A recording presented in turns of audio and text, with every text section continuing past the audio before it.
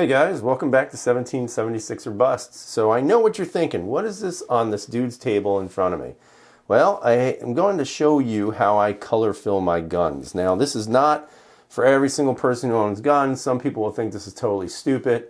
Some people will think it's pretty cool. Me personally, I like it because it does add a little bit of, I guess you could say, exquisite charm to your firearm. Now, before we get started, I do want to kind of throw this out there that if you follow my instructions and you choose to do this, you're doing this at your own risk. I am not responsible for any damage you cause your firearm. I will tell you that as far as I've owned firearms and I've done this, I've never had any issues with anything, never peeled or stripped the finish on any firearm I own by following these simple instructions. So again, if you do, well, I'm sorry, something went wrong. Now, the first thing you need is you got to have some sort of nail polish remover. Now, just some advice, do not get any acetone nail polish remover. You have to have non-acetone. Non-acetone will not ruin the finish of your firearm. Acetone may potentially ruin it, and that would be a bad thing for you. So please make sure if you go and shop this, you are definitely going to use non-acetone nail polish, okay? So that's something you got to have because you got to remove the nail polish. Second thing you need is you need to have tactical nail polish, okay? There cannot be any gun that uses regular nail polish. You have to use tactical nail polish. And in this case, the nail polish I purchased today was made of argan oil formulas. I believe that's pretty tactical. So I said, what the hell? Let me pick it up. Now, I will also say to you, if you're going to go out and you're going to buy nail polish for yourself, well, we live in a very open society nowadays. I personally am not a nail polish wearer, so I usually bribe my soon-to-be 10-year-old daughter to go with me. So I basically tell her, hey, want to go get some nail polish? And she says, sure, Daddy. And I said, I'm going to actually pick the color, and the color I pick, you can use also. So she's always cool with that. Now, of course, we have to have a slight argument, or what I like to call a discussion about why I do not want fluorescent purple or pink or any of those. However, today she decided to go with this, which is called Bamboost. That's right. This is tactical Bamboost. So I'm going to show you how I do this. It's pretty simple. The first thing you want to do is you want to shake the nail polish. Now, some people, depending on how they do it, don't want to shake the nail polish. They say it just kind of makes it too liquidy, whatever that means. But I will shake the nail polish anyway because I'm that daring in life. So as you can see, shaking the tactical nail polish.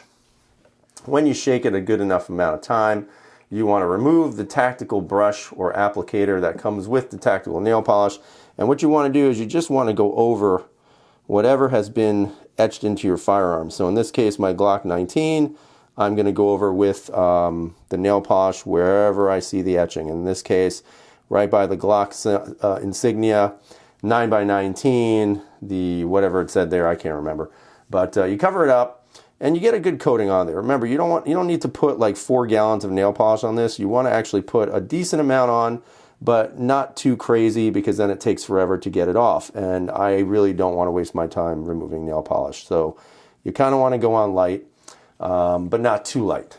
So if you like, you can practice on your toes before you do this so that you get a good feel for it. Not saying that I ever did that. But as you can see, the nail polish has been applied. Now all we need to do is we need to wait. Let me see if I can focus on the nail polish. There we go. All we need to do is wait and let it dry. And when it dries, I'll show you how to get it off. So we'll be back.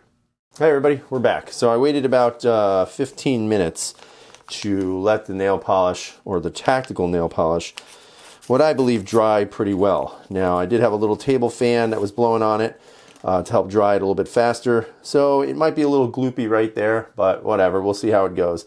Now, since I'm doing this on camera, I don't plan on doing this a second time. So if it comes out crappy, I'll just redo it another time, but for the most part, it should not. So now that you have it dried pretty much, it's maybe a little tacky, but it's not wet to the touch. You take your non-acetone nail polish remover that I have here, and what you want to do is you want to gently, and I mean gently, kind of just go over where you marked your slide with the nail polish. Now you don't want to put too much pressure, because if you put too much pressure, what's going to happen is you're going to actually take the nail polish off where you want it to stay, and that's where it's been kind of etched out. So you can see right there, maybe you can right there. Now the Glock is totally exposed. without losing the nail polish in the etching. So I'm going to do this side here. This is going to be a little bit more difficult because I think this one or two pieces here had a little bit more nail polish on it. So you may have to go over it a couple of times. So again, if you have a person without patience and you just kind of want to rush through it, then in all likelihood you're going to do this again because you're going to screw it up.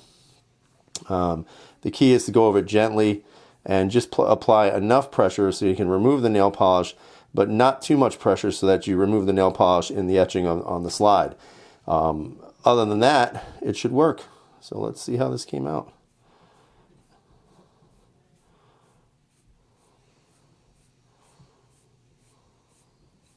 Okay, so that's the first, second, and third portion that I did, and you can see it right there. Let me see if I can focus in on the camera with that. Let's go. Maybe not. I don't know. Well, we'll see. Yeah, you can see it right there. So you can see it's still shiny from the nail polish. Now, you know, what I'll do is I'll let this sit and dry off a little bit, and then I'll dab it with a towel. Then I'll clean the slide off with a little rubbing alcohol, and then I'll re-put whatever I have on there for, you know, like a CLP or something like that. But you can see that it did stay. Now I have like that, I guess you can call it like a, I don't know, I guess almost like an OD green, which is kind of the reasons why when I saw this color, I told my daughter that's the color she wanted to wear. So she agreed. So let's see if we can do this one. This one might come out a little messy because I think there was a lot of nail polish on here and some of it hadn't dried necessarily too well. But I got a little impatient. I just wanted to get this done. So let's see how it comes out. And again, the key to all this is to be as gentle as humanly possible.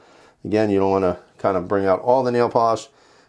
This one is a little tough to see because again, the Glock doesn't have a lot of etching on it. It's not very deep, but you can see it did maintain the color of that sort of hunter green look, or like that kind of OD green. So that's it. I mean, that's basically how you do color etching. And it's not too bad. It's actually, like I said, I like it. I don't think it's for everybody. Some people are going to look at this and say, oh man, this is just a gun. This is not anything more than a tool. As a matter of fact, let me throw it in the dirt and stomp on it. Wink, wink, to prove my point. Well, you know what? You're right. It is a tool. But like every tool I own, I take really good care of them.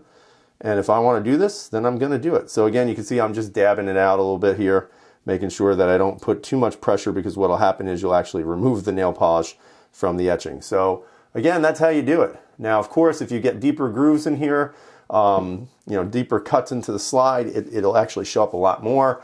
And of course, you can use whatever color you want. If you want a bright color, like for example, on my XD Mod 2 with the yellow, my PPQs have a brighter green and a blue. You can definitely do that, but that's sort of how it goes, guys. So I hope you liked the video. Hopefully you guys, if you're interested in doing this, you can do it. Remember, non-acetone nail polish, and if you damage your gun, I know nothing, okay? So I hope you guys are being safe out there. As always, freedom is never free.